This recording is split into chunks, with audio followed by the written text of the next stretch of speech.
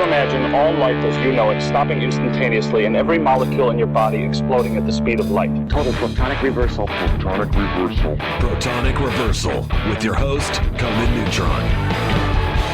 Broadcasting from a secret underground lair in Milwaukee, Wisconsin.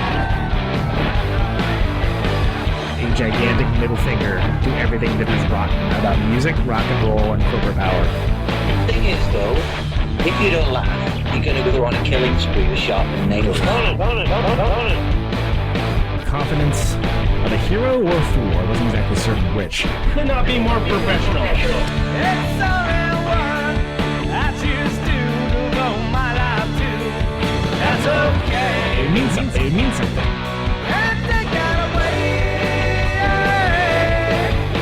You know, that's my take on it. What's yours? Protonic Reversal! That's like a science thing, right? Indeed. It's a science thing. It's a science place. It's a scientific fact that we are all up in your face. It is time for the one, the only Protonic Reversal. Now with more volume. Yeah, only episode 203. You know. Do I have this figured out yet? Yeah, you'd think. You'd think. Anyway, thanks for tuning in. We have a fantastic guest for you today. Friend of mine and doer of awesome things, Mr. Patrick Ferguson. He's the excellent drummer of the band 5-8, Pinky Doodle Poodle. He played in the frickin' Psychedelic Furs for a tour, which is amazing. But most recently, and justifiably, he's been known for the incredible, well worth your time Crash and Ride podcast, which is pretty all-around fantastic. And I'm excited for this. Should be a good time. He's a really interesting fella, and he's done a lot of stuff. I'm just gonna dig right into it. So why don't we go ahead and get talking to him now? Just I guess real quick. Thanks to everyone who's been sharing the show around. As I've mentioned over and over again, you know, that's how people find out about it. So I like the people who've been, you know, very very gracious and sharing around this show and the episodes that they like. And just nice with the feedback, and you know, it's in dark times. You gotta look out for each other, and I'm happy that what I'm doing has some small amount of solace for everyone. It certainly helps keep me on deck and pointed towards positive things. So, thank you all very much for that. It's very much appreciated. And yeah, let's why don't we talk to let's talk to the man himself. Let's talk to Patrick. How about that? Let's talk to Tigger. I don't know if I've earned the ability to call hey, Tigger. Man. But hey, Patrick, how you doing, sir? Can I call you Tigger? Am I on Tigger basis with you? You know, nobody calls me that anymore, really. So okay, fair enough. Like, you know, there's people who've been around Athens for 30 years who remember me as the guy who showed up with that nickname. But yeah, I mean, just Patrick. Nicknames are such a bizarre art. And I think the only ones that don't work are the ones that people give themselves. Like when someone's like, "No, call me Iron Balls" or whatever. Ain't no one gonna do that, man. No one's gonna do that. That's that line from Stripes. Settle down, Francis. Yeah. They call me the captain. No, they fucking don't. They absolutely do not call you the captain. Nobody calls you that. But hey, man, this has been a long time coming. I've actually been meaning to have you on for quite some time, and you know, life just kind of kept happening and continues to happen, strangely enough. I'll tell you, man, 2020, it's not going to win any awards. Award for most disliked year, perhaps, is the only one I can think of. Yeah. I will say that I wasn't quite sure how I wanted to start it because I want to get heavy into the music stuff, but I think it'd be disingenuous to not just dive right in. That Crash and Ride's a pretty interesting podcast, man. It's one of the few ones I can think of that's a very interesting listen, but kind of serves a purpose as well. And I mean, other than, you know, informing or entertaining along those lines. But it's certainly the only one of its kind that does its thing. As someone who also does this endeavor myself, I kind of was wondering what your motivation was, just to start it up, how you got the idea. You know, why you decided to call it what it was. I assume it's a drummer thing. Yeah. Well, Crash and Ride, of course, is the two kinds of cymbal that matter. There's two other kinds. So you have crash cymbals, ride cymbals, and then there's the cymbals that only that like we do not speak of. right splash trays and Right. the Gene Krupa used a China crash, but it would be weird to have the word China in a podcast in 2020. So. I had a thrash ride cymbal for a very long time, but as a non drummer that plays the drums now and again, I feel like I get dispensation. Maybe that's not true. Yeah, I don't think I've ever seen a thrash ride cymbal, but it sounds interesting. I mean, it's just a crash ride cymbal with like it had some stupid lettering on it for metalheads, I presume. It's like one of those things. But yeah. It made the right noise when you hit it, which to me is the really it's the salient point. Yeah. But the podcast. So tell me about it. So I like most people who got into podcasting, kind of as a listener, enjoy the long form interview format, and I was trying to figure out like where is there like a place in the world of podcasting where there's a need that's not being kind of met, and also as a musician who has done like 3,000 shows at this point. I've been at like every sort of shoot and ladder of the sort of mental health spectrum of well-being and the highs and the lows, the man. the weirds in betweens, right? yeah, totally. And so I was a big Marin fan, listened to a lot of Marin, but I always felt like that musicians on that show were kind of like they didn't ever go as deep as the comedians, and I was like, why is that? Yes, I completely agree with you. Like he almost treated them like they were aliens or something. Like they there's something to figure out and it was like, well, why are you coming at this differently than you would like some dude that you whatever saw at the Comedy Store or whatever the hell? Well, I think it's because Marin really, really like he's a guitar player, he's an aspiring musician, but he's kind of a basement player and really wants to like be a part of that world. But he really hates other comedians. So you think it's because he actually likes the musicians? You think that might be? Well, I mean, seriously though, I think Marin's thing is that like if you come on his show as a comedian and you start working material, like he'll shut you down. He'll pump the brakes. I've heard him stop somebody in mid-sentence and be like, Are you doing a bit? Are you working on your material on my show? Yeah, saying in that way that we all know damn well what the real answer is. It's like, but like, I think just because he recognizes the process of making comedy so instinctively that when someone like a musician comes on and starts kind of just like reciting press releases, he doesn't ever really just go, hey man, like just be real. Like don't just hit me with what your publicist, the talking points they gave you to promote this record. So I felt like, as someone who's toured heavily and been in kind of 8 million bands, that maybe there wasn't like a place where musicians were really talking about kind of the perils of depression, anxiety, trauma, addiction, all the things that like maybe in a lot of cases serve as the primary inspiration for the art that we create. And I felt like those could be interesting conversations. So, I went to my first guest, which is Jake Kreger, the just badass, ridiculously talented drummer of Multicult and a bunch of other bands. His amazing thrash band, the name of it just went right out of my head, but I'll remember it like 4:00 in the morning. I'll text you. But you like wake up and be like, it's such and such. Yeah, I do that too. So good. But like he came on, and midway through the first interview, I thought, okay, this is good shit. Like this is useful stuff. Like, tell me about what your life was like growing up, depressed or anxious or struggling with trauma or whatever, and how did music make it better? And what's your life been like as a musician now? Working through all that shit, and so every interview, that first 16 episodes of the show contained like 3 of the heaviest episodes ever. Yeah, man, it's like I articulated it in the way that it's difficult to kind of binge listen, I guess, because it's like you hear one of them and you say, all right, I just got to like kind of sit with this for a minute and think about that. Yeah. In a good way, but that's something I don't get that often. Like, I'm a pretty voracious podcast listener, and I think I don't remember I messaged you or not about it, but I think when I first heard it, it was like, oh, this hits different. This hits different, and like, this is interesting because I don't think I've heard this kind of thing before, and certainly not from this perspective, and in a good way.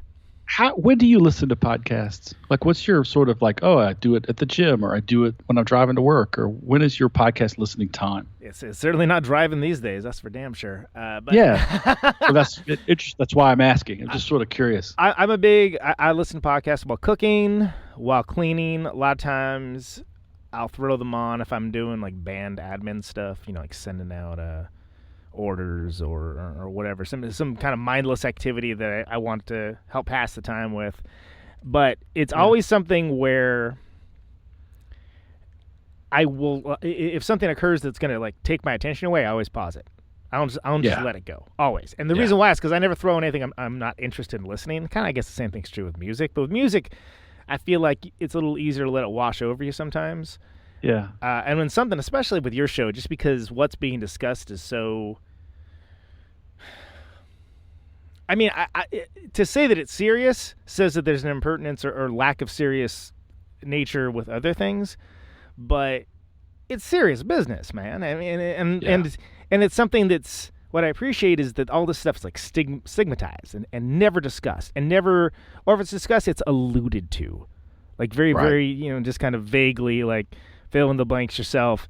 And it's just, with this show, you get folks on, and people are just outright talking about it. And sometimes it comes out naturally, just like, tell me about your background. Yeah. Tell me you got from point A to point B, whatever. And sometimes it just kind of seems to come out of left field. But I'm a big fan of, things being a little smaller when they're out.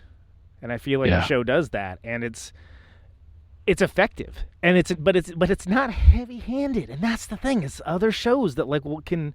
First of all, I've never heard another show do it quite as effectively and with an ethos and point of view. So kudos for that. But I think if they did, it'd be a lot more heavy-handed and a lot more precious about it. Might be the wrong word, but I'm going to stand by it. I'm not religious, and I'm not dogmatic. Like, I don't have any particular framework that I feel like I have to approach other people's sadness from. So I'm not going to be like, what you need Jesus. Like, that's never going to happen on my show. Exactly. You're not coming at it from an evangelizing perspective of any kind. Right. I mean, the two things, whenever anybody comes on my show, I do the interview, and it's usually a couple hours long. And then I spend some time with it editing, like taking out as much of me, like talking about myself as much as I can, because I feel like that it's not really useful. Unless it's a point that I feel like, if I'm like talking about some aspect of my own recovery from, the shit that I went through, then maybe. But mostly I just want to hear what the guest has to say. And then I send them a copy of it, like in advance of it airing, and say, give this a listen. Tell me what you think. Make sure there's nothing there that you don't need me to take out, because I don't ever want anybody to come on the show and regret having done a crash and ride show. Like they were too open in a way. Maybe they talked some trash or something and thought better of it. Something along those lines. Yeah. Very early on, I had a guest on, and this was before I started doing this, and we talked for 2 hours. I edited it, put it out, and they called me like a week later. They're like, that thing I said about my mom, I might need to take that out. And so I took it out. And that's a deal I make with everybody who comes on the show. If at any point between now and, the day that our robot overlord shut down our servers, anytime between now and then, if you feel like something needs to come out, or I need to take an episode down, or something in your life changed dramatically and you're like, I just need that to go away. This is a living body of work, and I will kill it the second you ask me to. And that's interesting, because I feel like it encourages people to be more open and to kind of dig a little deeper, because they know that it's like, oh, well, if you hit a pipe, you can cover it back up again afterwards, maybe. Right. Yeah. You don't have to worry about rupturing the sewage line if you dig too deep. Yeah, I also don't want anybody to ever come on the show and feel judged. Like, there's definitely going to be some people who will never be guests because I just don't like them, and I don't want them to come on the show because I'm going to be sitting there. They're going to be like, yeah, and then things got really dark, and I'm like, yeah, that sucks, asshole. Right. Yeah. Have folks been pitched to you or have pitched themselves maybe? Yeah, there's some white hip hop kid in the northern Midwest who's got a publicist out of Brooklyn, and man, they just have been showering me with requests to be on the show, and he seems like a good kid. He's had a battle, but like, right there in the bio it says, through his own. I can't remember exactly how it's phrased, but it definitely mentions like, improving his relationship with Jesus, and I'm just like, I mean, look, I have friends who are, pretty religious, and sure. I just don't. And I've had a couple of guests, but it just feels like the fact that it's like up front in his bio, it feels like fake piety, and I'm not really. Yeah. It just feels like a commercial at that point. It's almost like that's not an affectation, but almost like part of this self-made caricature or something along those lines. Like this is part of the storytelling process. Is like, I'm this. I play this type of music, but I've got faith, and I've had a hard life, and it's like, okay, dude, whatever. Yeah, we get it. Yeah, I just don't get a sincere vibe from it, and maybe I'll give him a call at some point and go, dude, talk to me. Like, tell me. Yeah. I want to. But right now, I've got 3 interviews right now that I've only edited one of them. I'm like going 90-0 just to get everything out right now. Yeah, I admire your level of stupidity. No, just like 200 episodes, man. Like, I'm doing one a week, and it's like all I can do to shovel and bail as fast as I can. Yeah, I mean, it's not for everyone. Let's put it that way. And that's probably the best way I can put that. Yeah. I we'll talk more about that another time, because it ain't about me. There's a lot more to speak of with that. But I mean, even then, it's not like the show has enough regularity that it's a constant companion for people that are interested in that kind of thing. And what I found interesting, and full disclosure, I've listened to maybe 20 episodes, something along those lines, which is about 19 more than I listen to most podcasts of. And I've just tossed in a couple where it's like, I don't know who this is. Let's check this out. And super interesting. Like, I immediately found a hook in, whether it was like someone's background or like, oh yeah, whatever, that person's a friend of a friend or something along those lines. Like, there wasn't anyone that I dove into and I felt like that was a waste of my time. And yeah, that's kind of remarkable. And I think it has to do with how I got bitched at for saying curate when it's not art once, so I have kind of a complex about saying curate, but you got a curated experience. Well, I'm still to the point where I'm not getting many solicitations. Like, I go after people that I want to talk to. And sometimes it's someone I know who has had a struggle, a journey that's going to be interesting or useful or helpful for other people, like right. Mary Eleanor Joyce. But she hasn't sold. That was an amazing episode. Loved it. Right. And God, for her to agree to talk to me, and then we have this like really kind of shitty Skype connection, and then the next day, like that night, I'm like, you know what, this isn't working. If you haven't heard the episode, anybody who's listening, Mary Eleanor Joyce is drummer for Maximum Busy Muscle, and played guitar in the incredibly influential Athens band Incendiaries. Yeah, but they're not like a band that 8 million people know. I don't want to be gatekeeping people's story by being like, oh yeah, you beat depression and drug addiction. Well, how many records have you sold? Like, fuck that. That's not the approach of the show at all. Like you have to have a relative metric of pain for it to be something that's interesting. Right. Like, if you sold this many records, then you're allowed to ride the ride. Right. It's not how I want to do things. Yeah. So I knew that she was an adoptive parent like me, and hers was a transracial adoption. I knew that she was struggling with caring for a father who was suffering from dementia, and so when she said, I'm interested in doing the show, I was like, absolutely. We had sort of, like, I may have asked her like a few months ago, and then she said yes, and then we got busy with stuff, and finally it was like time to do it. We started the interview on Skype, The sound quality was terrible. I said, you know what? I'm going to come to your house tomorrow. And we're going to socially distance, do an interview. And then between the time I hung up the phone and the sun rose, her father died. Yeah. And I was like, you know what? If you don't want to do this, it's cool. And she's like, nope, let's do this. And so I went to her house. You know, she had a few beers and we sat on her back porch. You can hear the crickets in the interview. It's even the ambient noise like works works for what you guys are doing, because it just hammers home sorry to interrupt, but it hammers home the idea that it's just, you know, people talking, right? It isn't like NPR presents, you know, right. it's got this immediate feel of like, it just feels like you're hanging out on the porch, like shooting the breeze, talking about real stuff. Yeah, I don't think I ever wanted to get more polished than it is.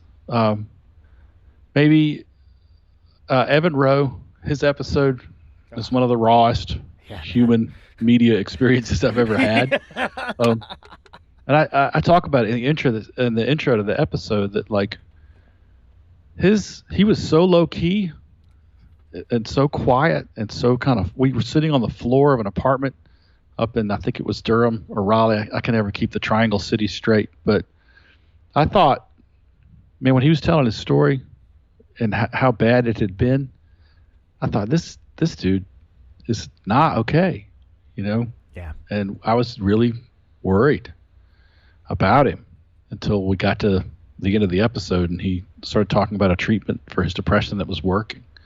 But like, you know, that's somebody I love very much and care about. And I guess that's episode 9. That's one of the most like, that one still gets me. Like, if you want to jump in somewhere with Crash and Ride, that's a good place to start. Yeah, I mean, I feel like that would have been an incredibly heavy episode, even if you didn't know the dude. But when you, like, when you do, you know, I sent him a message like almost immediately afterwards, and I was like, you know, I was blown away, and I was very careful about what I said with it, but I just basically said like I thought it was, you know, incredibly brave you to come out like that and say that. That's the best dude.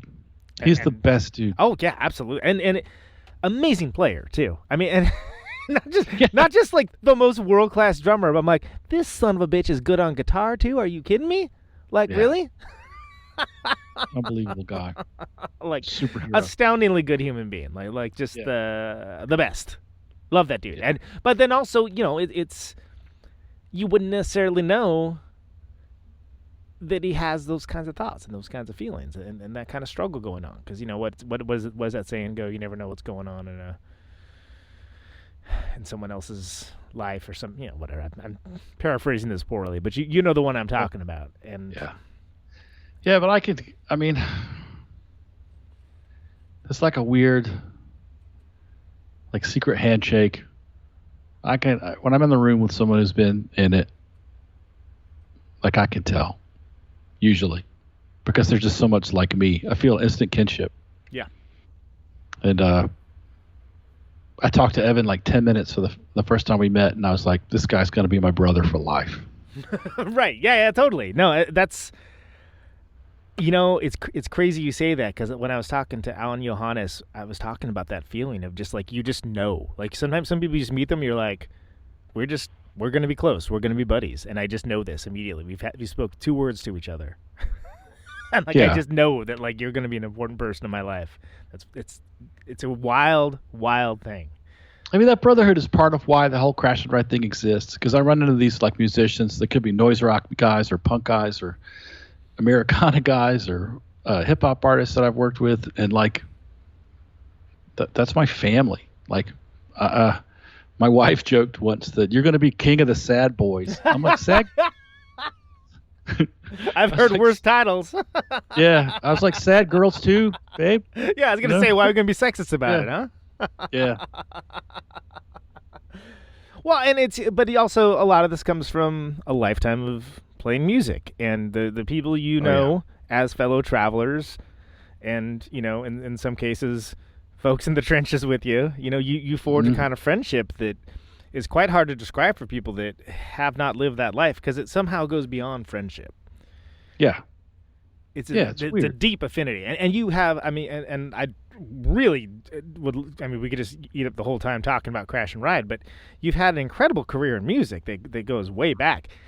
And I suppose this is the time when you talk about the PRF, but Yeah. The PRF looms large within your show just because of your personal connections. It's how I know you as well. But I actually knew 5/8 before there was a PRF. And I'm, and that's coming from a dude who's living on the West Coast. And I knew you guys because we toured. And I was like, oh, there's this cool band called 5/8. Yeah. I think they're from somewhere in the South because, geography. Yeah. And I dug you guys' stuff. And so then when I was like, oh, that's this Ringo fella on electrical audio, Right. That's awesome. So do you know the geography fuck up that the reason that 5/8 is in Athens, Georgia and not upstate New York where they met? No. What's... Okay, so 5/8, before there was a 5/8, there was a band called The Reasonable Men. And which is incredibly ironic if you know anybody that was in that band. Anything but reasonable. Right. And there was, and I mean, yeah. Well, just wait till you hear the rest of the story.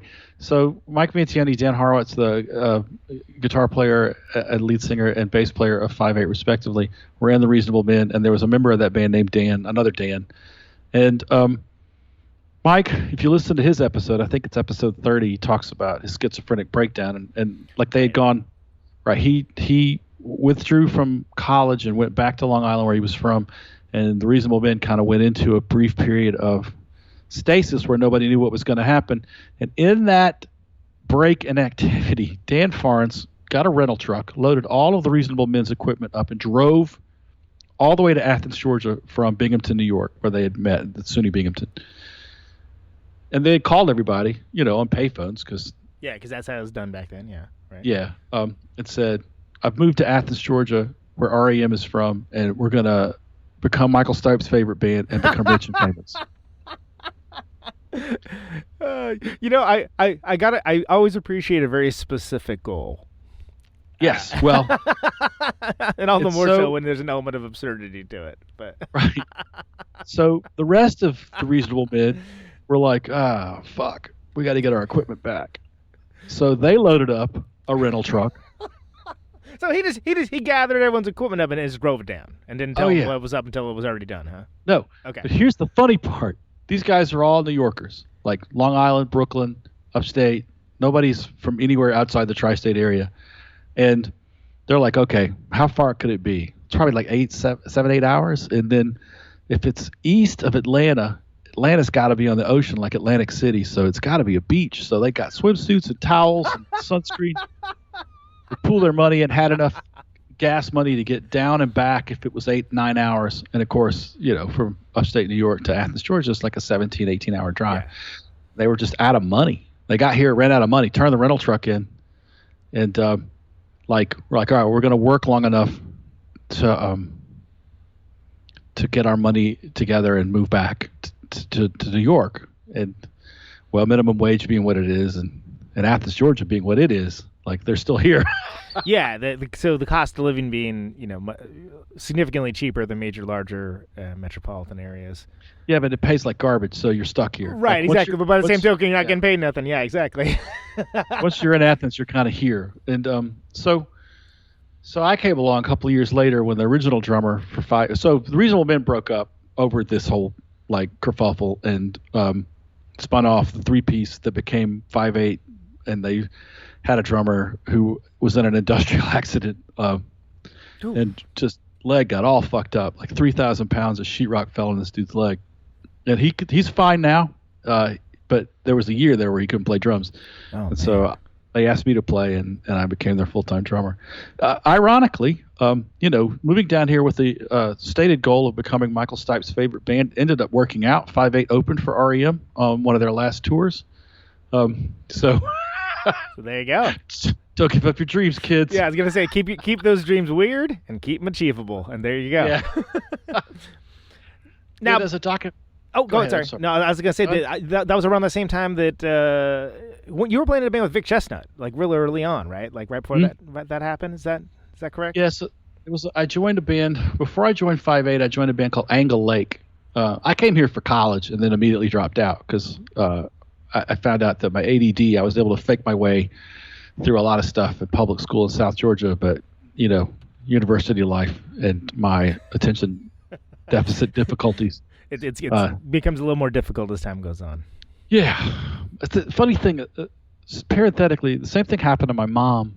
My mom was an opera singer of some renown, but her first year of college, she nearly flunked out because she was illiterate. She had gotten all the way through school by faking it and got to college and wasn't actually able to continue to fake reading anymore, and then went home for Christmas break and taught herself to read in like 3 weeks. Wow. And went back to school. Yeah. Damn. It's All right. insane. It's just that, like, the ADD, anxiety, hyperfocus pipeline to addiction and mental illness is, I think it's underexplored, but Right. I'm forming some conclusions after doing a mental health podcast for a year and a half. I was going to say, I think you're becoming an armchair academic about it, aren't you? I mean, at this point. Yeah, I think at some point I'm going to do an episode just about the 10 things that have stuck with me that seem to be consistent. And I haven't really finished forming my opinion about what the relationship between attention deficit issues and anxiety and addiction is, but it's definitely there. I see it all the time. But anyway, I came here to go to college, and then there were just bands everywhere, and it was hot. Bands were doing stuff. They were going out on the road, and they were playing shows, and I fell in with these two amazing musicians, a guy named Matt Hansen, who later went on to be in the psych rock band Daisy, and a guy named John Rogers, who is an amazing guitar player, but just stopped playing at some point. And, he had his own.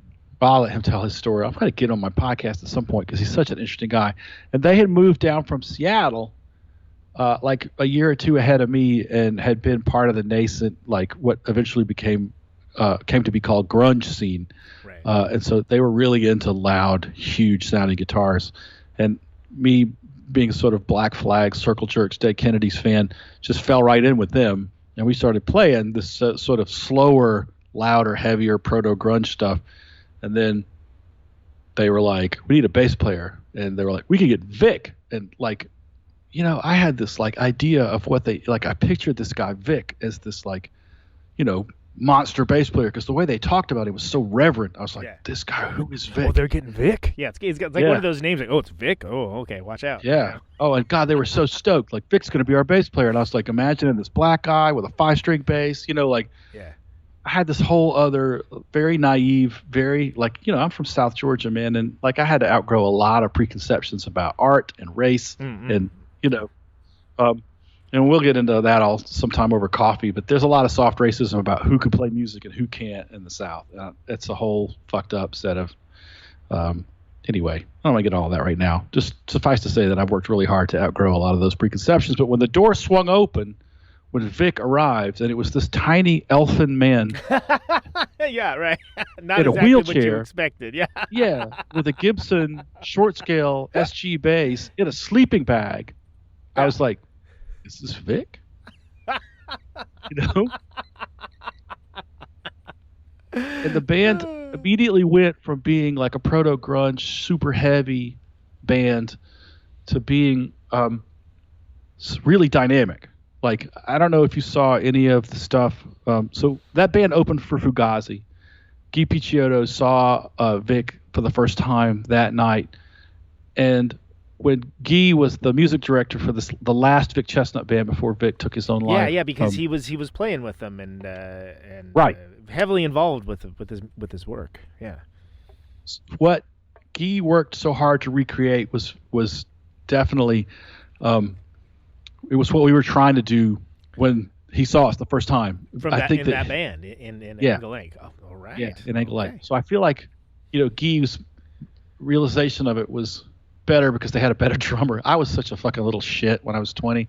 I had 2 volumes, which was either too loud or not playing, and so trying to adapt to Vic's way of structuring dynamics was different, and I had to learn a lot from him and learn a lot in that band.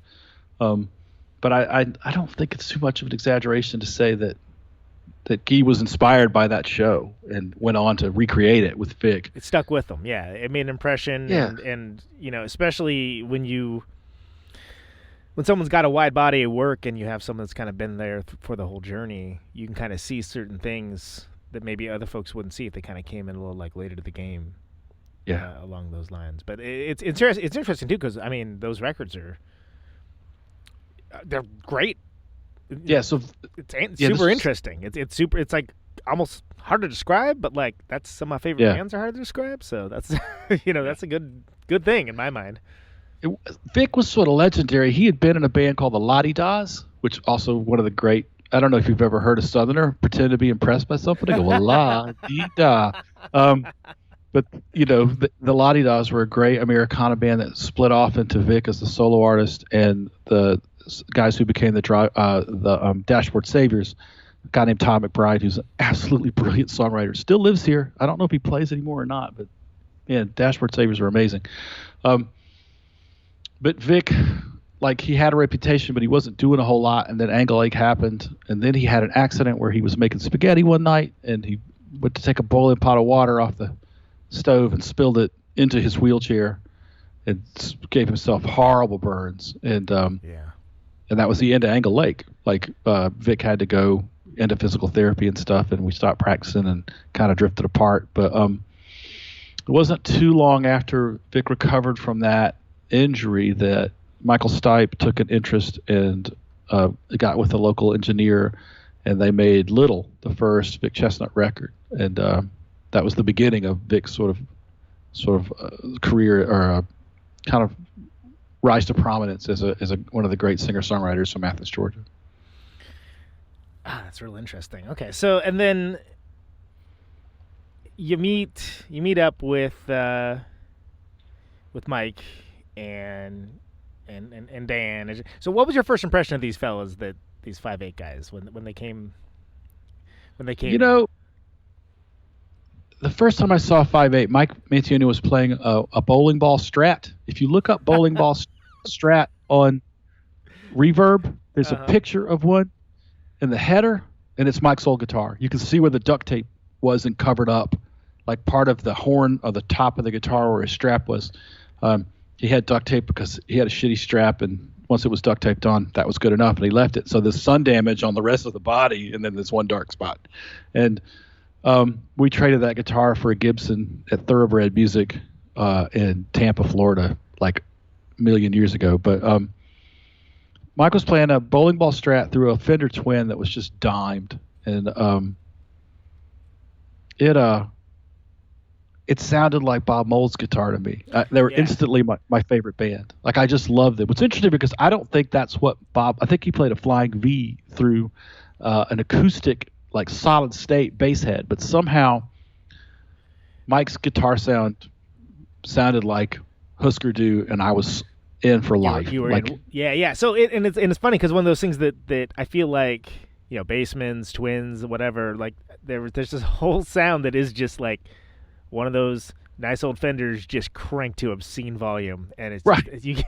And it's something that I'm sure nobody conceived of when that was being made, that anybody would be doing it. I mean, I played with a Fender Quad in my band Replicator, and that thing is like a fridge, because it's a twin, but there's two other speakers to it, and it's in a bigger box. So imagine how that works for venues with, say, stairs and things along those lines. It's like you're helping a friend move every night you're going to go play.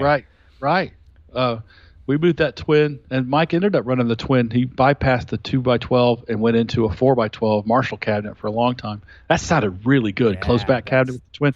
Took the volume down a little bit behind him where I was, which was thankfully, because I didn't. Probably a welcome relief, right? Yeah. I didn't wear hearing protection until the 21st century, which is part of why my podcast is so loud. My guy, come on. Yeah. You knew better than that. Yeah, Dan Horowitz is such a character, man. Born in Brooklyn, raised upstate, talks really kind of like Rocky Balboa, but incredible. Sure, yeah. Incredibly funny guy. And then later we added Sean Dunn from New Orleans as a lead guitar player, so Mike could focus on rhythm and lyrics. And that band, we did 200 shows a year from about 1992 to 1996 or 7. And then we had 150 show years on either side of that. So, Yeah, because that's what I remember. Is I was, and again, it's hard to describe for folks that weren't around for that time and playing, because it wasn't like how it is now. It was like, oh, there's our Instagram post of all their tour dates or whatever. But I was always hearing about 5/8. 5/8 was playing here. 5/8 was playing there. I was like, oh man, these guys are busy. And I knew from, I had like a tape of you guys, and the thing I remember most, and I guess it was the EP. I was like, oh, like that. Depressed All the Time. That was the song. Where I was like, damn, like that's just putting it out there. Like, and it was also just a good song of like, wow, it's amazing this could be so sparse, but work, and it was fascinating to me. We really embraced. We had a really hard time making records for a long time because we didn't really know how to do it. Yeah. And because at the time you didn't have a Pro Tools rig in your garage or anything, so. Right. Exactly. You couldn't just record it on your phone and upload it to Bandcamp and away you go. Right. So the only interactions we had with recording were in studios to tape, and it was incredibly expensive, and we were all really neurotic and fucked up at the time. So it took us a long time to figure out how to record, but we got in the studio eventually with Ed Stasium, who of course is the Ramones. Right. Talking Heads. Yeah. He came. I don't know if you were aware of this, but Ed Stasium is a forum member and has posted on the forum. Just to basically I did know that, slap. And I forgot it. Yeah, I remember this. That was actually a pretty. I hesitate to use the word epic, but kind of epic moment when. Oh yeah. when it was like, oh, check it out. Yeah, there was for people who aren't familiar with what we're talking about. There was a thread on Electrical Audio Forum about recording the Talking Heads. And somebody was saying that someone had been brought in to overdub all of Tina Weymouth's parts. Yeah. And one of the most popular trash talking, basically. Yeah. Well, but you know who that's? What's his name? Bon Jovi, the guy who's allegedly the producer on that record. Throw some big air quotes up here that you can't see. Yeah. John Bon Jovi's uncle or whatever, and that's the guy who always says, "Oh yeah, we had to bring somebody in." And Ed Stasium popped into the fucking forum and he's like, look, man, you were out in the studio lobby looking at private airplane catalogs while I was making this record. And every one of those bass lines is Tina Weymouth. Shut the fuck up. It was like, whoa! Yeah, that was an incredible moment. That was an incredible takedown. I love that so much. I forgot about that. I'm still in touch with Ed periodically. He's on social media. I've made a couple of jokes on his page that fell completely flat. And then I had send him a message apologizing, saying I don't really think that people who hate Ringo Starr are pedophiles. I just said that. I had to clarify. We regret the error. Yeah. But he's out there in California still making records. And he's got some stuff coming up this week. If we're friends on social media, I'll share some of his announcements. He's doing a bunch of interviews about the anniversary of Into the Century. I think the Ramones record is like nice. Yeah, and also amazing guy. So we went in the studio with that Stasium, and he knew how to make records. He wasn't letting us fuck around. Yeah, he wasn't looking at private airplane catalogs. He was ready. Right. It's just not to say that the people we worked with before. I mean, we worked with Dave Barbie, but it was his first full-length LP, and we were psychopaths. And Dave Barbie is from the Steve Albini school of I'm an audio engineer, and I'm not here to produce. I'm here for you to make a record. But we didn't know how. Right. We didn't know how. I'm here for you to articulate your vision, and you're like, well, we're fighting about what the vision is right now. Yeah, our vision is one guy tries to drive while screaming, and everyone else tries to grab the wheel. So that's our vision. That's the vision, all right. Yep. Yeah. So yeah, Ed made that record, and it's the best sounding 5/8 record in my opinion.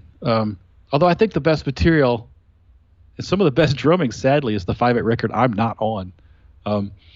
So I was in that band for all of the 90s. Because you left, it was like 98 or something. You had left for a little bit, yeah? Oh, yeah. I had a little 9-year lost weekend. My mental illness and then depression and was only compounded by having a major label deal. Like, it was not good for my brain. And and we put out a record on Walter Yetnikoff, from Hitman fame, CBS Red Label, Columbia Records super record guy.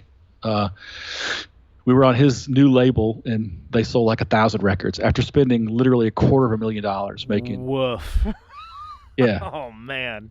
So it was just such a shit show, and there was all this pressure. Like, hey, we spent $250,000 making this record, and of course, 5/8 had been touring at that point nonstop since 1992, literally nonstop. Yeah. And then they told us like, well, you can't tour for X number of months until the record comes out, and then they couldn't get their shit together to get the record out, and so we were like going under in our lives, in our private lives, we were losing everything, and it just the fucking pressure was crazy, and so. And I'm going to need all the younger listeners that are listening to this to realize when they bitch about how tough things are now that think about situations like this, because this was really how it was, and it wasn't all wine and roses, folks. And look, the only people nostalgic for the record industry of the 90s are the like 2% of people that actually recouped their advances and went on to like make money. Everybody else just got like put through the grinder. Various stages of boned, or they found a weird sustainable loophole that they shifted through for a short period of time before moving on. Yeah, my favorite story is this band from I think they're from Austin, and I can't remember if they're 16 volt or 16 horsepower, because there were two bands with 16. Oh, yeah. So 16 horsepower is the more kind of almost like Americana-ish one, and 16 volt is the more like kind of industrial one. If I remember, I played with one of them. I don't remember which one though. Oh no shit. So anyway, they got a record label. They got a major label deal, and then their A&R guy split. And rather than go through the whole, they had a 2-record, like 2 with an option for 3 or more or whatever deal. Rather than go through that whole hellish process, I think Ray's right. Ray in the chat box said 16 horsepower. I think it is 16 horsepower. That seems right. Yeah. They just took a buyout. Like they were like, we don't feel like making another record for whatever it was, Atlantic or Lava or whatever. It's just because they knew they could kind of see the writing on the wall for how that was going to turn out. Oh God, smartest thing ever. Yeah. Like someone in that band is a fucking genius, and they took that money. Let's save ourselves 2 years of misery here.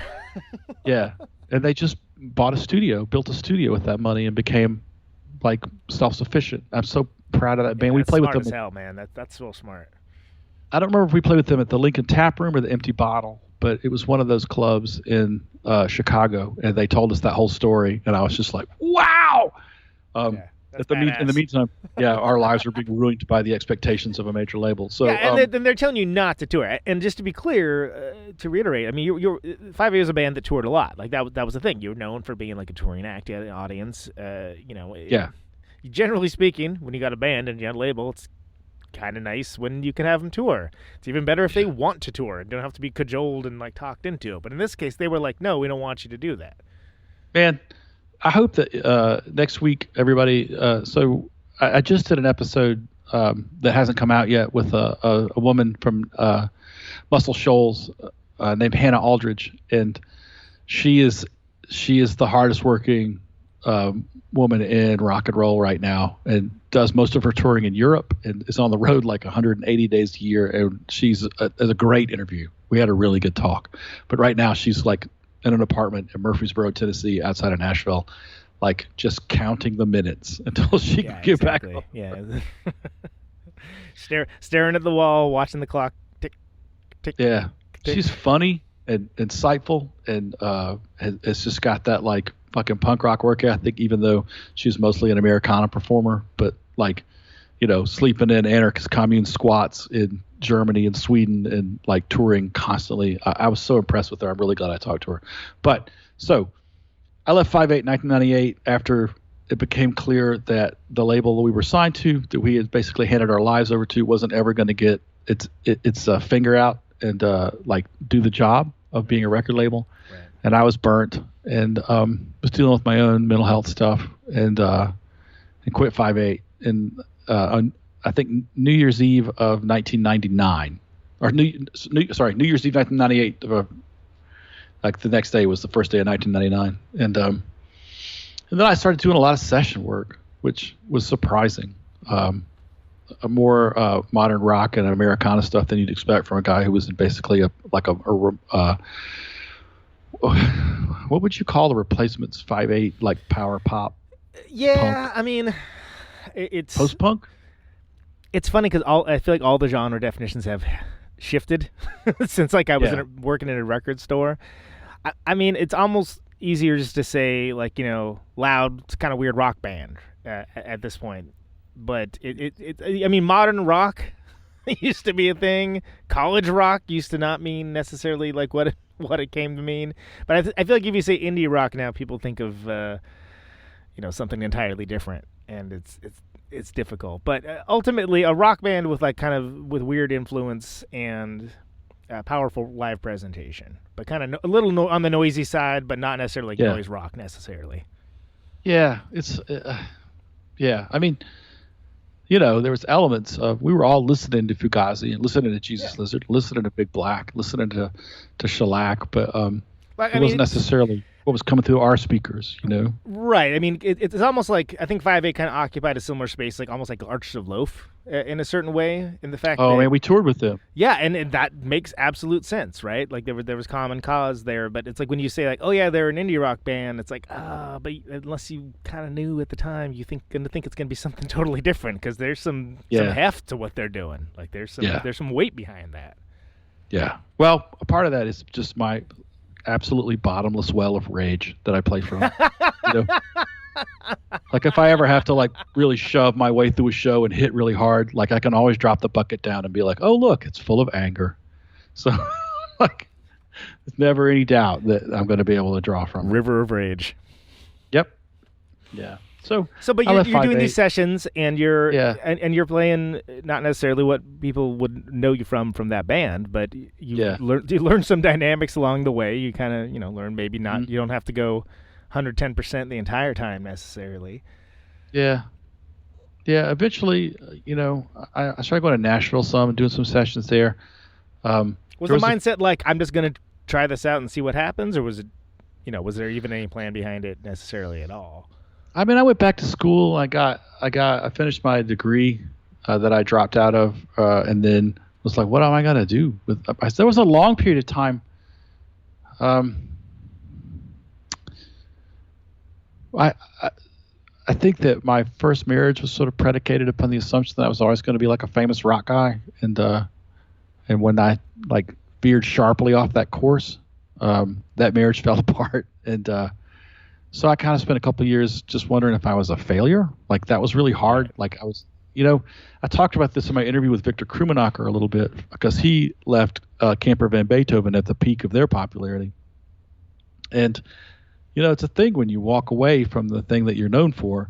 Like, there's a question like, did I just peak? Was that it? Like, yeah, it's a big part of your life. Like, it's a definitional thing that people think of when they think of you, things like that. Yeah. Yeah. And also, I think the myth that nearly killed me was that I felt like it was supposed to be fun. Like, you get this idea on the outside looking in that being in a band is a lot of fun.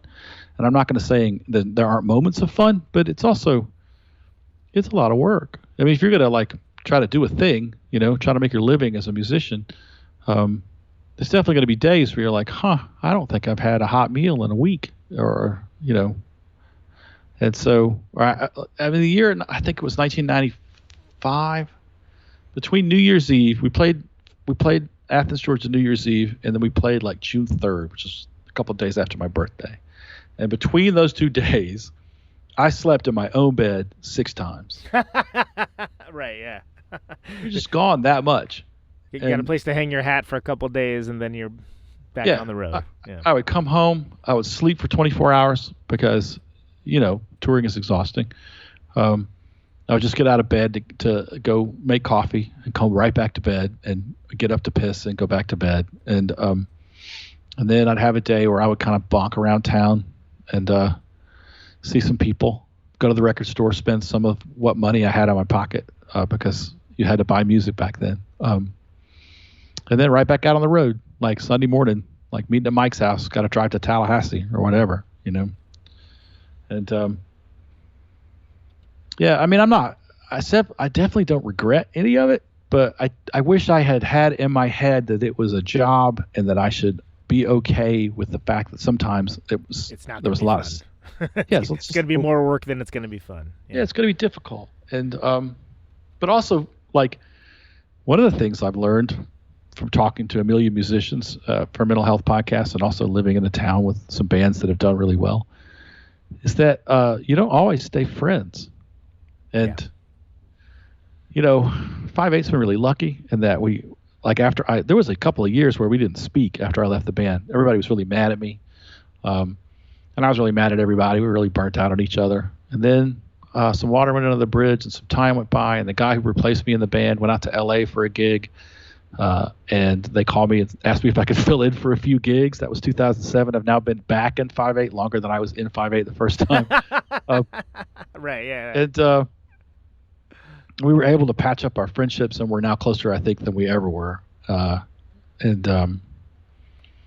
I think a lot of bands, like, I think I've been violating some people's anonymity if I started calling names. But like, let's just say that the post Uncle Tupelo split, where those two guys won't talk to each other anymore, is a lot more common than you might think. Right. It's just that happens to be dudes that are well known enough that people are, oh, did you hear that they don't talk anymore? It's just because it's discussed and kind of like a bigger deal doesn't necessarily mean that doesn't happen on a much smaller level. Now, I know a thing or two about that. Yep. Yeah. So you're discovering like a whole different side to playing drums almost, though, by like not being part of that unit, being part of 5/8. Like what ways pushed your playing and pushed your life in kind of surprising directions through that time period? I always had a really broad listening palette. Growing up in South Georgia, in a town that, this is the racial history of Columbus, Georgia, where I grew up, is really fascinating. In many ways, it has the largest black middle class in the South outside of Atlanta, because there's a whole retired NCO community there because of Fort Benning being right there. So, like, we had, in the same way that Detroit, Cleveland, and other towns had black middle classes because of GM, and because of that, we had 60s R&B from Detroit, and we had 70s R&B from Cleveland, because a middle class will have time to create art. Right. And so there was an R&B scene in Columbus, and so I grew up subbing in clubs where I had to sneak in because I was just a kid, and I was playing Kool and the Gang and Gap Band and a lot of 60s R&B like Sam and Dave, Otis Redding, and then I had my little garage punk band with my friend Ben Burdett, who we had a punk band called Sinister Dreams. And, I was just a weird duality going on. And when I was in 5/8, we would ride around in the van. And after about a year or two, like, we kind of got a little tired of angry white guys with guitars on the vans.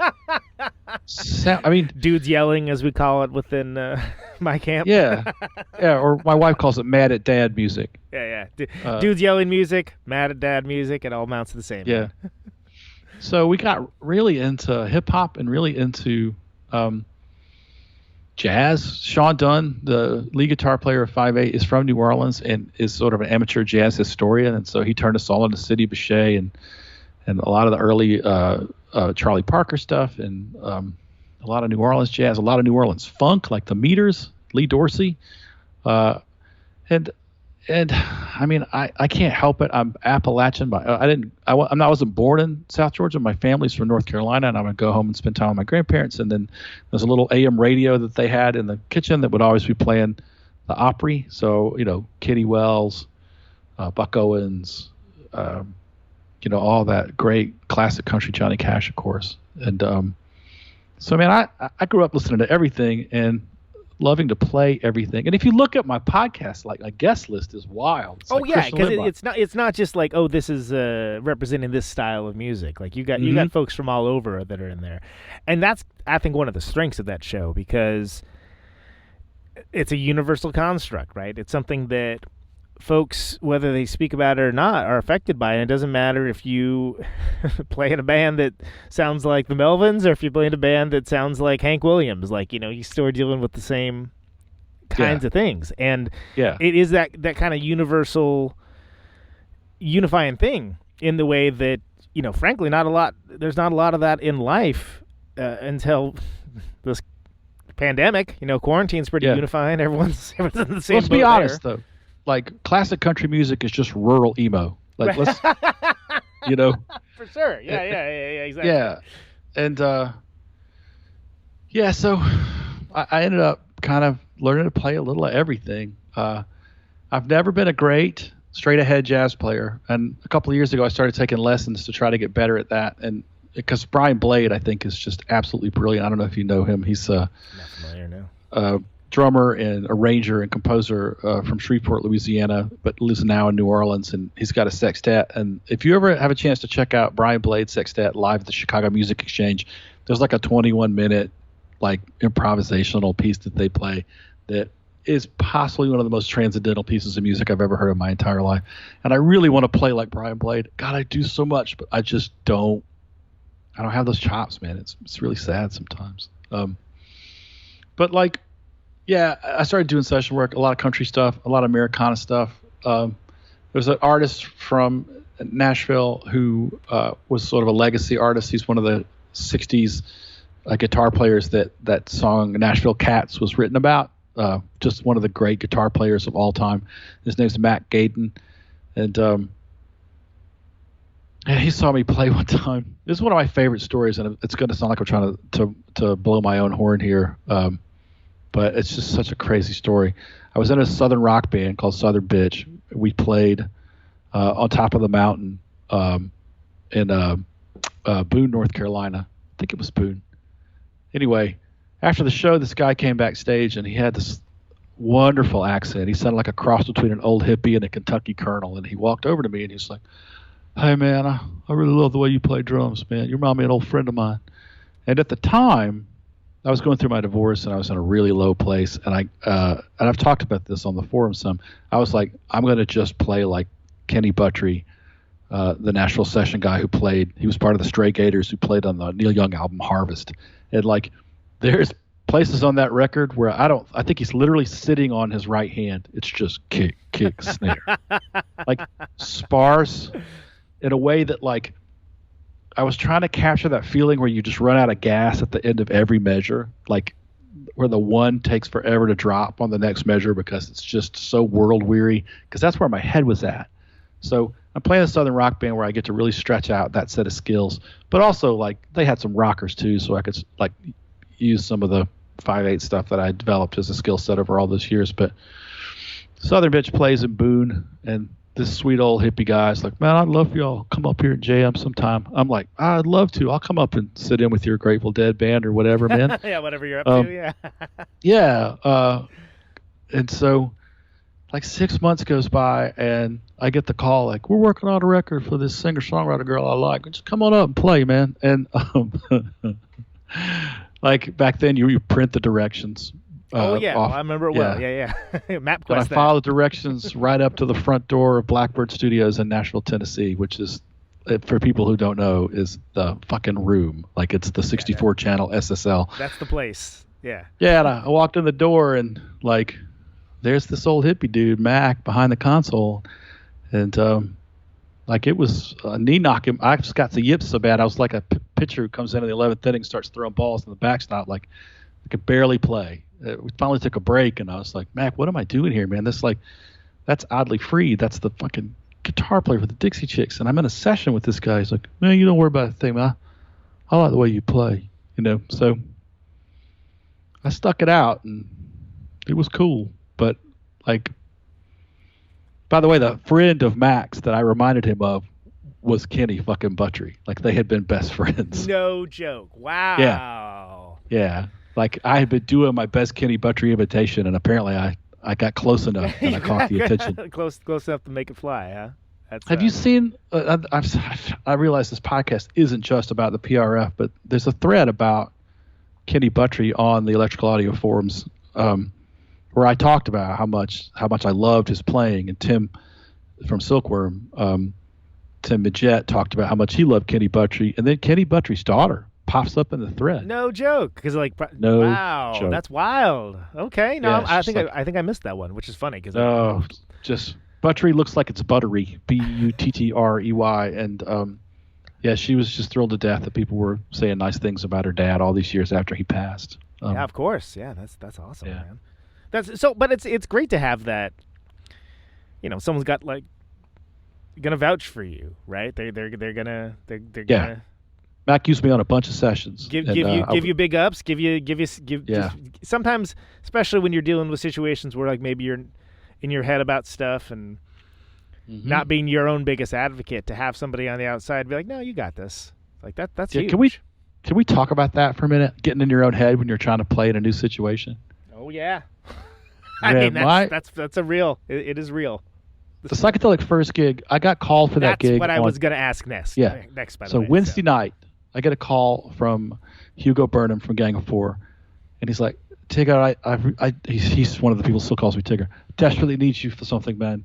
And he was supposed to do the Psychedelic Furs 2007 North American tour because the guy Frank that was the drummer with Richard Butler from Psychedelic Furs' solo band was supposed to do the tour, but he was on retainer with Guns N' Roses.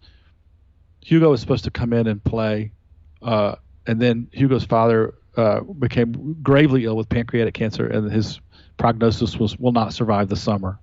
So Hugo had to fly to England, and he called me on Wednesday for a tour starting the next Monday. Yeah, not exactly an abundance of preparation time. And I was like, cool, I can learn like 12 songs in a couple of days, you know. So they sent me songs. It's 22 songs. And like the management team had sent me 22 songs that they thought I should learn. Then I got there. So I get the call Wednesday. I have to run around my whole life on Thursday, go to my boss, my wife, you know, my other bands, and be like, okay, I think I'm going to be gone for the next 5 months. And everybody was like, it's the Psychedelic Furs band. Yeah. So go. Yeah. I have like 1-2 hour session in a storage locker where I have a set of drums set up with a set of headphones on and like just bash through all the songs, but I have the handrail of there being a drummer on the songs. So that's Thursday. Fly Friday afternoon. First rehearsal is Saturday afternoon. And I can't breathe. Like I walk into the room and there's Richard Butler sitting on the couch playing Sudoku, you know, with pad and pen. And there's Tim, his brother, and Mars Williams, the saxophone player, who's been Psychedelic Furs since the 90s, and Amanda Kramer, who was the keyboard player and Information Society, is on keys on that gig. And I looked around the room and I thought, what am I doing here? I'm the punk rock drummer from 5/8. What the fuck am I doing here? Right, yeah.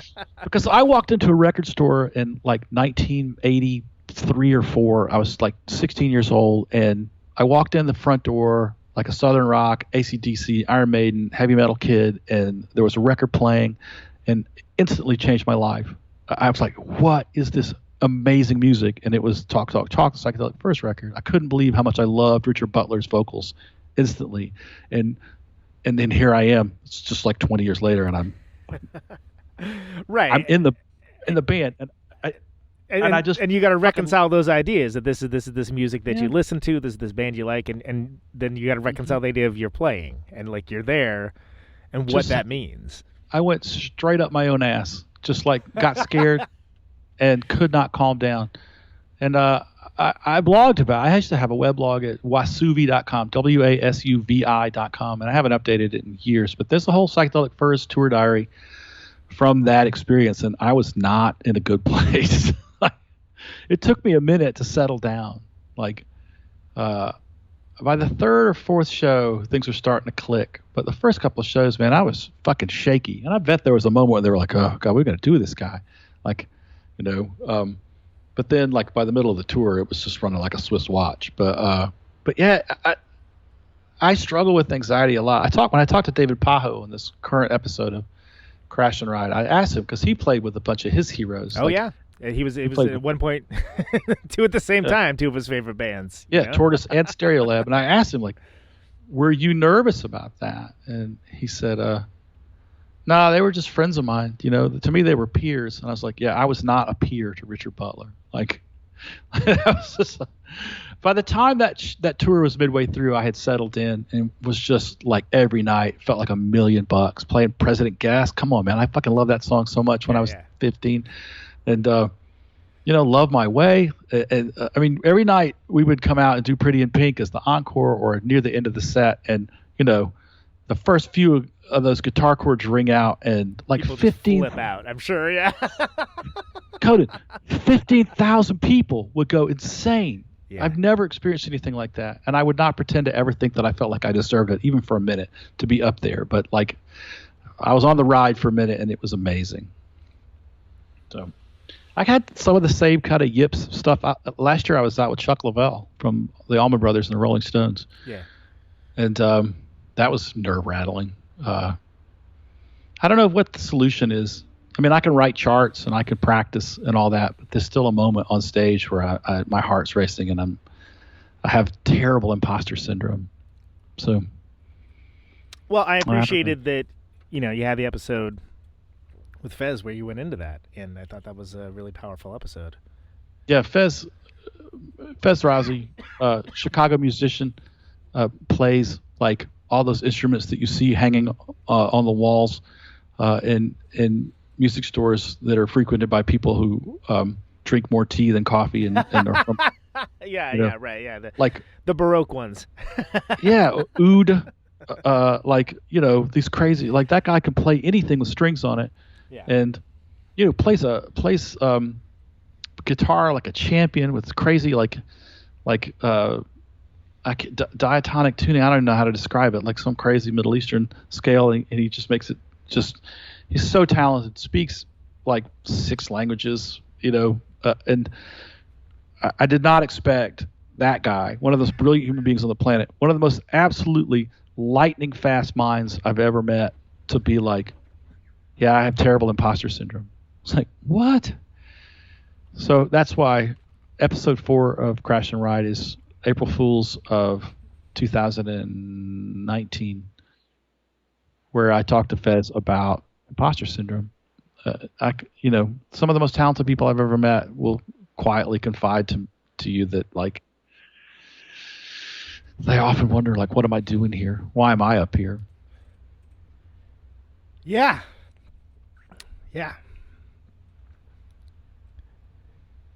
But I think so many, like, man, there was one guy I was supposed to interview for the podcast.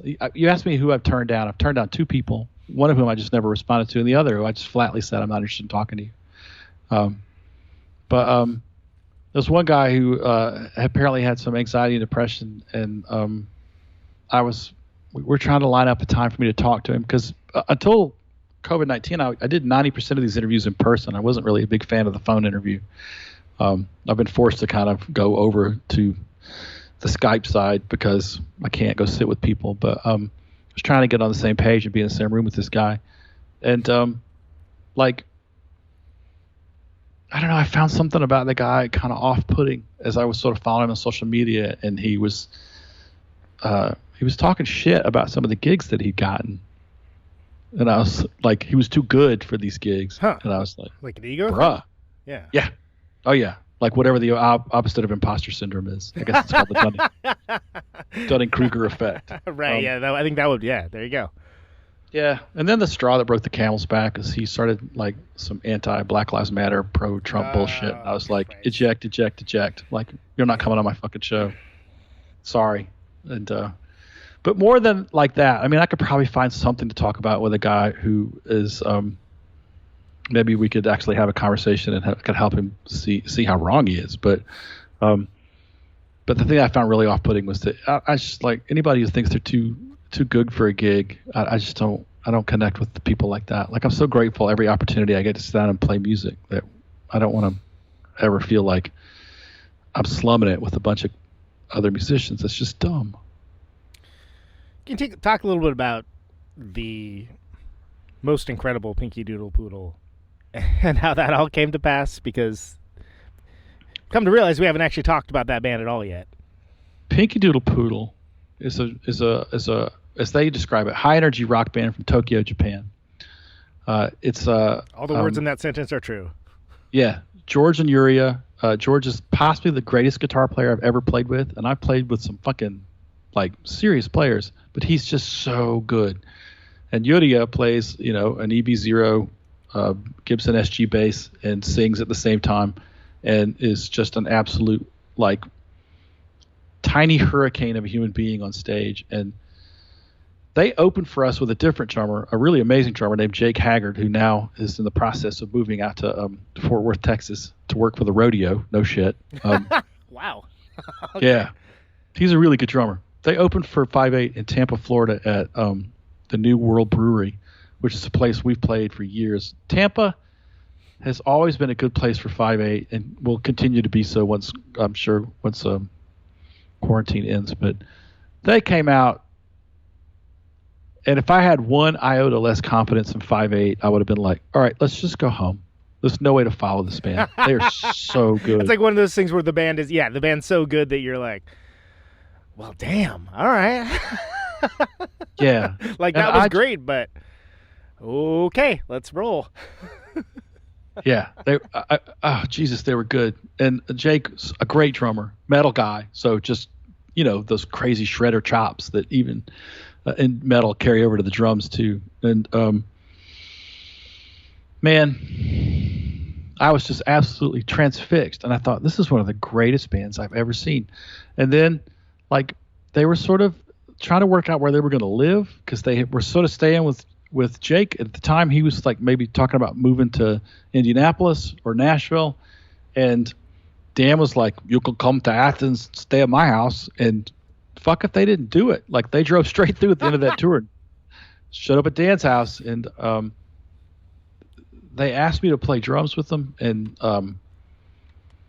I learned about, once again, 17 songs in 4 days. And then started hitting the road heavy with them. 5/8, everybody's got jobs and kids. And yeah, it's a different spot than it was when you were hitting it as younger men, right? So yeah, but Pinky Doodle Poodle has no such encumbrances. And so we started playing 5-6 nights a week. And by the time we hit the PRF barbecue summer of 2019, that band had played 30 of the last 60 or 30 of the last 45 days, just constant touring.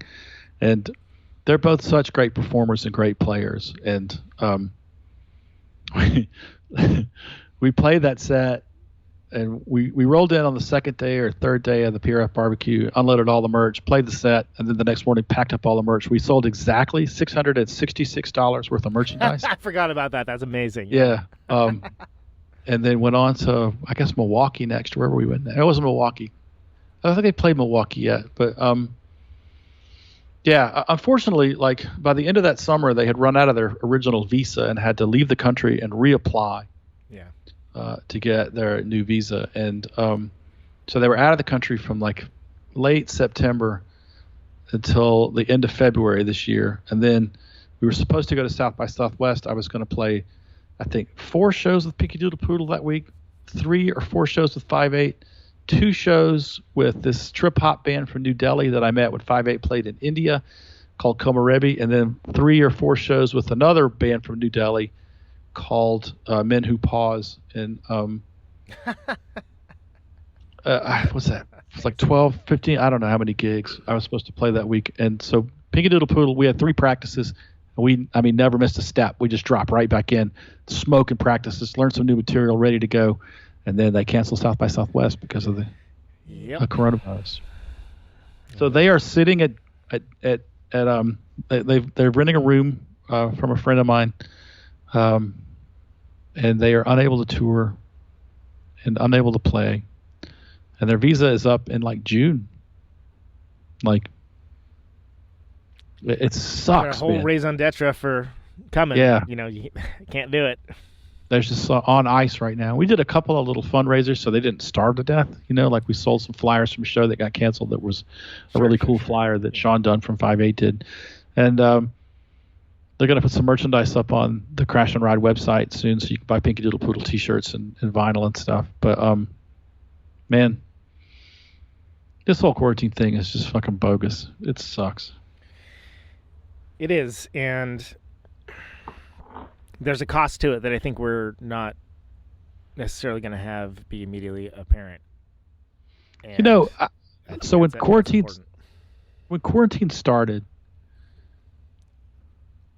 I think I did 1 or 2 episodes in March, maybe early April. I think Maurice Ricard, the composer and guitar player from Pittsburgh, was the last interview I did, and I just fell into a funk, man. I felt unproductive. I didn't want to talk to anybody about their art because I just felt so beaten and thwarted. Yeah. Like, I'd worked so hard to help Pinky Doodle Poodle get back into the country, and then we couldn't play any shows. And I was also dealing with a lot of fear. Like, at the time, we didn't know how the virus was. Nobody did. It seemed to change almost every hour. Yeah, and people were dying, and I was just staying home. Started working in the garden, which probably saved my life. Like into March, I was like, well, I've got this big piece of dirt, and I've got a big piece of land, and so I started planting vegetables and kind of trying to figure out a way through all this, and started playing guitar every night. I play guitar just about every night in 2020 so far. I can't really play drums late at night because loud noises upset my kid, and I don't have a kit set up in the garage yet. But playing guitar, and then like I kept hearing about people committing suicide and people dying of drug overdoses or drinking themselves to death, and I was like, man, this is so bad. It's going to kill so many musicians, and like also people in the film industry. I have tons of friends in Atlanta who were working in the film industry, and I just started getting scared, and then a couple of people reached out at me and were like, my buddy Nick, who's works and lives in Chicago, was like, sure would like to hear some Crash and Ride episodes, bruh. And Nick just the fact that he cared at all made me kind of like pull my head out of my ass and start like, all right, I could do this. And I started reaching out to people, and there were a lot of musicians. I don't care what anyone says. He's a good dude. Best dude. Yeah. Have you seen that movie with Steve Coogan and the other guy where they're driving around rural England going to restaurants? I think they go to Italy at some point too. Yeah, no. It's called the Road Trip. And at some point, Steve Coogan has a nightmare, and he's walking towards a news agent, as they call them in the UK, and the guy is holding up a newspaper, and the headline is, "Steve Coogan is a cunt." And he walks up to the guy, and he says, "You can't say that. You don't know me. You don't know that." And he unfolds the paper, and below the gatefold it says father. Brilliant. And every now and then, man, I start, like, if I get really down on myself, I just think Patrick Ferguson is a cunt. Says father. But no, Jake, our friend Jake, Nick and I's mutual friend Jake, also one of the reasons that I sort of fell into complete silence for a while. We had this sweet, dear friend that lived in Chicago, and he would call me 1 or 2 or 3 or 5 o'clock in the morning, and we would talk until the sun came up. He was really struggling with his depression, and then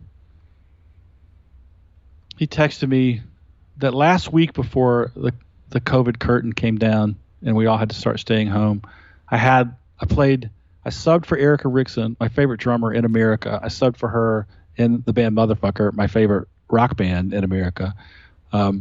And I had 2 5/8 shows and a Pinky Doodle Poodle like series of practices getting ready to head to South by Southwest. And I was like, I've got to call Jake. And it would always be like, I look at my phone and remember that he had texted me like, can you talk? And it would be like 5 o'clock in the morning. And so I missed it. I missed it when he reached out to me. And then Nick contacted me and said that Jake had killed himself. And yeah. And I just didn't feel like doing a podcast for a while. Like I just felt like, yeah, I get it. Like this guy reached out to me for help, and I wasn't available. And I know I'm not the only person he reached out to for help. And there had been several times we had talked, and he had been at the brink. And one of the things that Nick said to me really stuck with me, which was that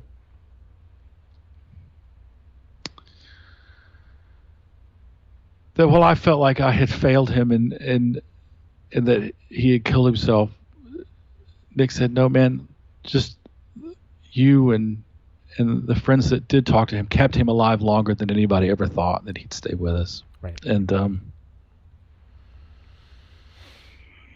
so, yeah, I just went on a hiatus for a while and didn't do the podcast for a while. It didn't play any music. And and tried. I had a couple of like false starts with the podcast. Like I was interviewing people who knew Jake, and I was putting together an episode just about him, and it just felt ghoulish after a while. I just felt like I didn't want to. I just didn't feel like doing it. I just felt like it was. I didn't think it was going to help, so it kind of fell by the wayside. I think that now that I've had some time, I've talked to some of the beautiful people who cared about him, and I may, when the anniversary comes around, there may be a crash and ride just about our friend Jake. Yeah. And count me in if you do. But yeah, I will. And yeah, it's just the summer kind of wore on, and it just felt like it couldn't hurt to do some more episodes. And I started reaching out to people who I tried to get with before when they were on tour, and maybe they were too busy or whatever. But now everybody's at home. People have time to talk on the phone. Yeah, that is the one truism of this medium is people that thought they didn't have time before. Guess what, man? They got all the time in the world now. Yeah. So Will Johnson, Dave Pajo, like those guys had time to talk. I talked to Brad Wood, who produced Exile and Guyville and a whole shitload of Chicago bands after that. Yeah. That interview hasn't come out yet. He and I talked for 4 hours. I've got to like somehow condense 4 hours down to like a manageable podcast. God. Yeah. I don't envy you that. I don't envy you that task, to be sure. Well, but the problem is not a bit of it's boring. Like that is an interesting dude. Which is a good problem to have, really. Yeah. We come down on different sides of the fence about the sort of fundamental relationship between major labels and artists. Like he has had mostly positive experiences with getting paid and seeing artists make records and do well, and I have not had that experience. Yeah.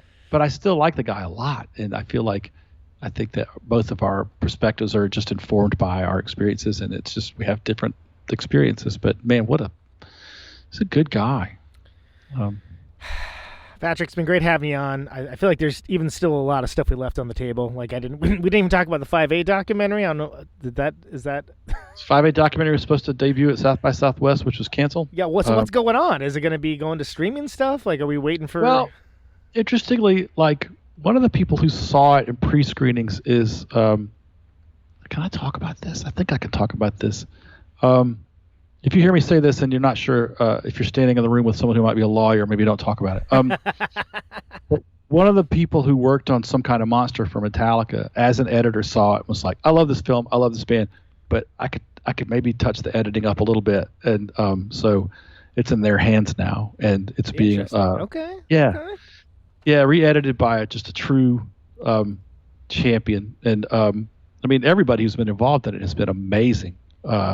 This guy Mark Pilvinsky, who's did a lot of music videos and documentary stuff, and sort of fell into the role of director and head cinematographer for the documentary, and has shepherded it through its many phases. Our friend Jackie, with the impossible to pronounce German last name, I bet a lot of you Midwesterners would just laugh at how much trouble I have with it, but I think it's pronounced Schocknecht. Yeah. She was sort of production manager.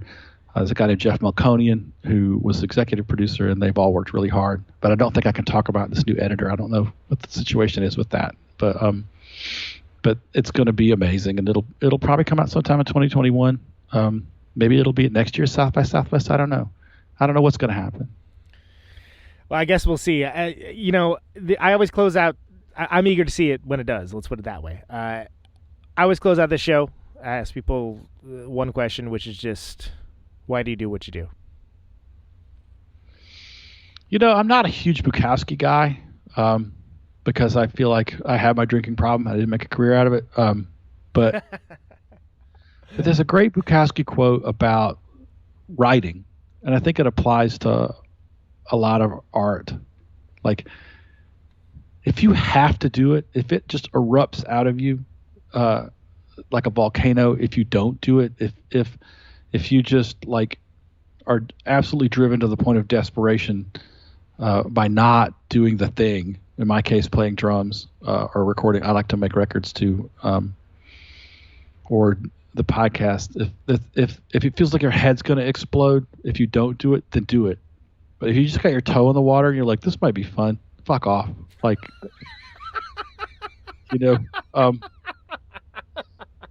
There was a band here full of guys that I liked, but they practiced like once for every show they played. They're an Athens band. And, they weren't bad, but they had like 11 songs for like 5 years because, like, so and so's got a show. They get together once and practice and then go play a show. And I was like, that's not really being in a band. That's like, I mean, I know people who golf more often than that, and that's not a job; it's a hobby, So I don't mean it. It sounds like I'm being really disdainful. I'm glad those guys had fun, and I'm glad they had a band. But like, I have to play music. There were like 2 years where I stopped. I lived in Chicago in Rogers Park for like a year when I was courting my now wife, then girlfriend, and didn't really know any PRF people, didn't know any Chicago rock scene people, and just kind of coasted around trying to find creative relationships and didn't really connect with anybody and didn't really play. In the like 6 months it took me, I was living in this is a very long story. I'll try to not take too much more time, but lived in a cabin, worked construction so I could afford to move to Chicago. And then when Chicago didn't work out for me, went back to the cabin for another year and didn't play any music and thought I was going to lose my mind. Thought I was going to just die of sadness from not playing music. So I have to play music. It's not like every time I try to stop, I'm just miserable. Well, I'm glad you haven't. And yeah. I'm a huge fan of what you do musically, and I'm a huge fan of the podcast. And thanks, man. The latter is not something I say very often. Is it just me? There seems to be a lot of bad podcasts. There's so many bad podcasts, man. It's. Yeah. I mean, I try to be nice and I try to be supportive, but man, sometimes the best thing you do to support someone is not blow smoke up their ass. You know what I mean? Yeah, there's some really good ones though. There are some great ones. Yes. Have you heard Trillbilly Workers Party? No, that's on my list to check out though, and I've actually, this is whatever. I won't get into it, but I've been kind of diving back into like trying new podcasts out lately. That's the sum totality of it. But the important thing with this is that I think yours is great. I think yours provides a valuable service, and thanks, I it's enjoyable. It's enjoyable to listen, and it's doing something that, quite frankly, I don't think any of the rest of them do. So good on you for doing that. Good on you for doing that work, and consider me an avid fan. I know that as one of my friends who I know is listening. I think there's a place for one more podcast in the world. My friend David Wallens is the editor of Grassroots Motorsports magazine, and I don't know why he's not doing a podcast about like backyard mechanics who build these amazing race cars and then pro-am race. Oh man, that sounds great! Yeah, would that be a great podcast?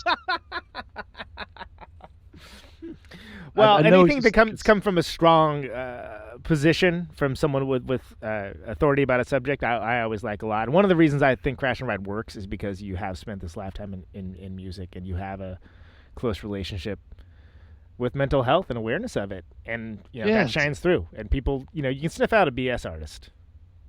God, yeah, it's weird how it's weird the position that I don't know the podcast. It grew really fast, and like at one point I was like trying to figure out like when the Riley Walker episode got 12,000 listens, I was like, what is happening?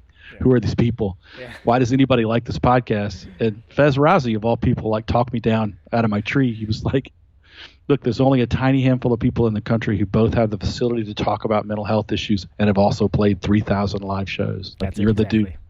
This is your show. And the fact is one of the reasons why it works is because you own that, and you live in it, but you're not a dick about it. And on that note, Patrick, buddy, thank you so much. It's been so much fun. It's been so great, and Crash and Ride. Anything folks should be aware of other than just the stuff that's on the website? I know you got the coffee. There's a bunch of other stuff. Oh yeah, so Crash and Ride Espresso available from my friend Seth Hendershot at hendershotsathens.com. That's a local coffee shop that is trying to keep the doors open. Go buy Crash and Ride from them. And once this is all over, you can go back to buying it off my website. I got T-shirts and stuff. But, man, I wish I had a gig list. Oh, 5/8 is doing a socially distanced live gig with just us and a sound man with masks on the 12th of September. Find the Nowhere Bar on social media and follow them, and you'll get it'll be like 8 p.m. 12th of September, Nowhere Bar. It'll be streamed on Facebook Live and whatever other media platform they stream it on. Well, I will be amongst the virtual attendees for that particular endeavor, and we were supposed to practice tonight, but one of our guys is sick, and I hope it's not serious. I'll keep everybody posted. All right, brother. Take care, Conan. Thank you so much. Thanks so much, dude. All right, there he goes. Mr. Patrick Ferguson. Mr. Patrick Ferguson. 5'8", Pinky Doodle Poodle. Crash and Ride podcast. Here's a 5'8" soon. Then we'll play some Pinky Doodle after that. Right on.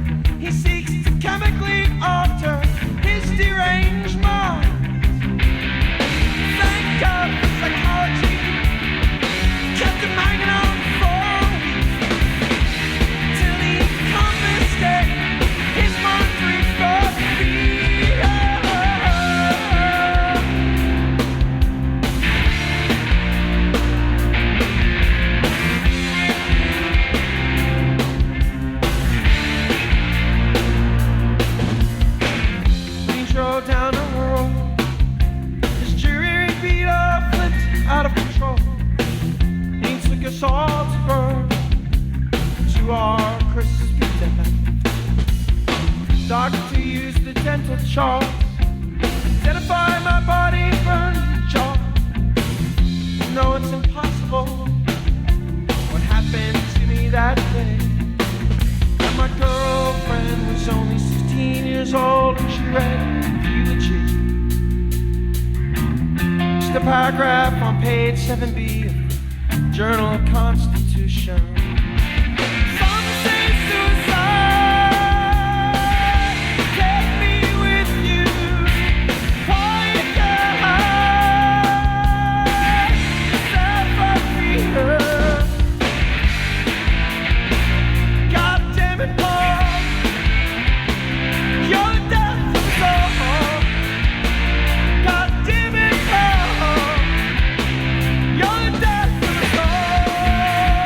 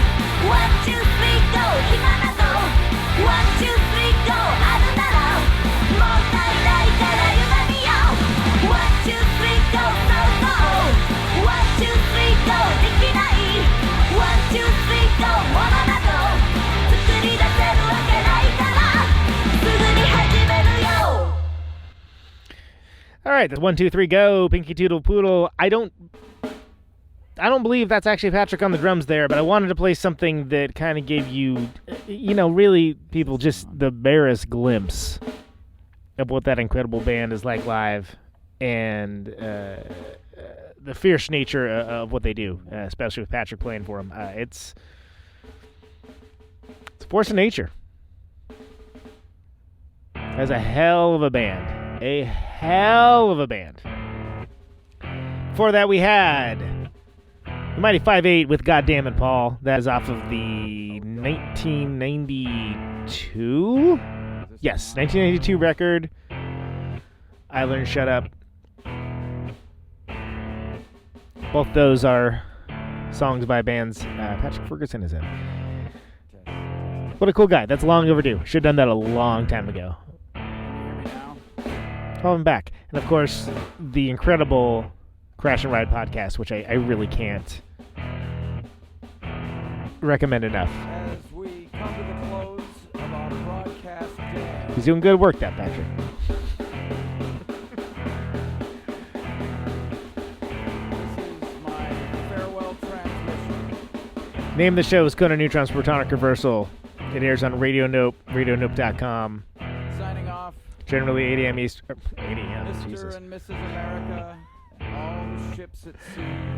8 Eastern, 7 Central, 6 Mountain, 5 Pacific. Anyone within the sound of my voice. ProtonicReversal.com for the archives. Patreon.com/Protonic Reversal to get episodes earlier. $1 a month will get you there. I've got 50,000 watts of power. Thank you so much for people sharing the show around. New listeners, old listeners. Appreciate all of you. I want to ionize the air. There's some cool stuff coming up. Ed from Heads later this week. And I guess I'll go and announce it. Helios Creed of Chrome next week. And that's amazing to me.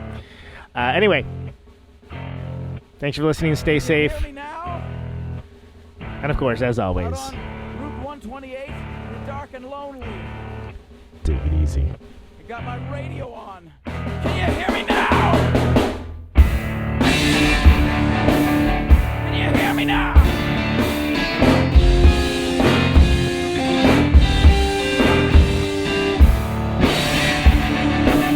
Can you hear me now?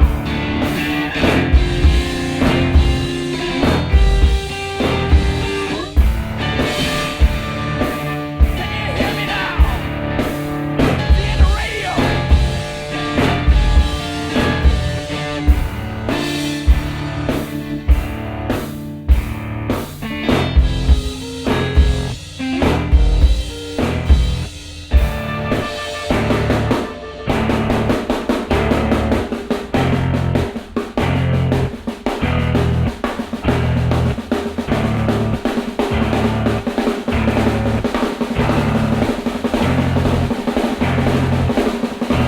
And that snare drum and that drum roll means we've got a winner.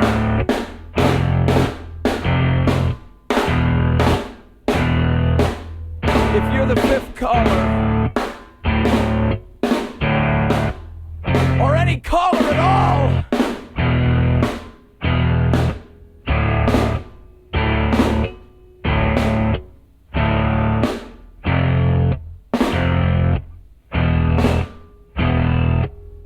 welcome to my top 10.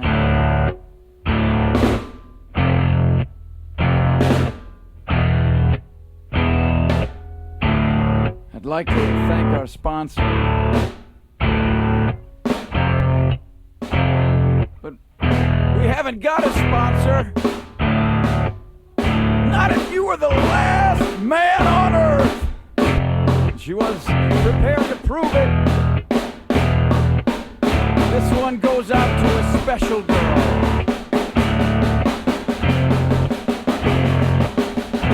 But there is no special girl.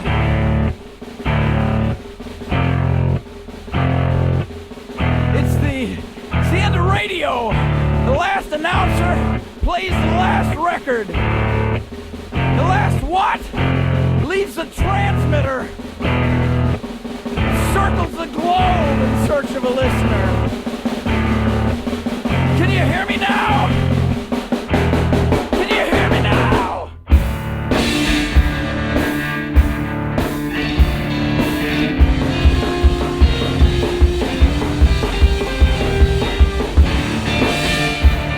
Can you hear me now?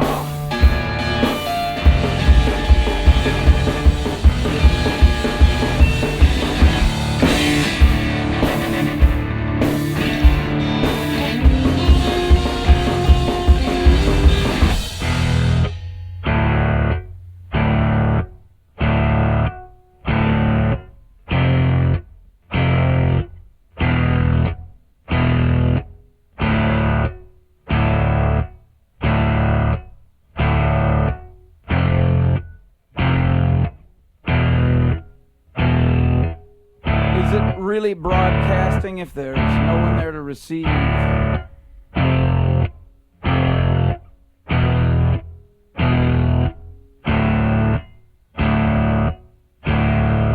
It's the end of radio. As we come to the close of our broadcast day,